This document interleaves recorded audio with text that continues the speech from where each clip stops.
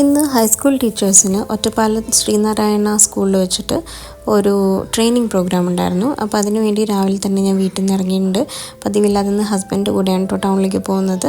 ഇത് നമ്മൾ പോകുന്ന വഴിയിലുള്ള ഒരു സ്ഥലമാണ്, നല്ല അടിപൊളി സ്ഥലമാണ് കേട്ടോ. എല്ലാ സമയത്തും അവിടെ മയിലൊക്കെ ഉണ്ടാവും.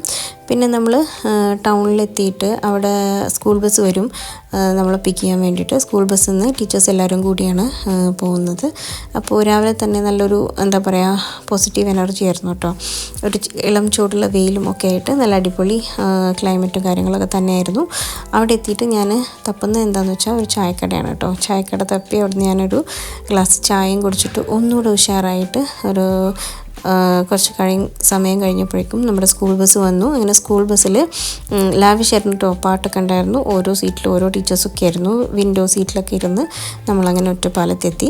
ഇങ്ങനെയുള്ള പ്രോഗ്രാംസിന് പോകുമ്പോൾ ഉള്ള ഒരു ഗുണം എന്താണെന്ന് വെച്ചാൽ നമ്മൾ എവിടെയാണ് നിൽക്കുന്നതെന്ന് നമുക്ക് മനസ്സിലാക്കാൻ പറ്റും. നമുക്ക് ഇനിയും ഒരുപാട് ഇമ്പ്രൂവ് ചെയ്യാനുണ്ട്, അല്ലെങ്കിൽ നമുക്ക് ഇനിയും ഒരുപാട് കാര്യങ്ങൾ ചെയ്യാനുണ്ട് എന്നുള്ളൊരു ബോധം നമ്മുടെ മനസ്സിൽ വരും. അപ്പോൾ അതിനനുസരിച്ചിട്ട് നമ്മൾ ശ്രമിക്കുകയും ചെയ്യും കേട്ടോ.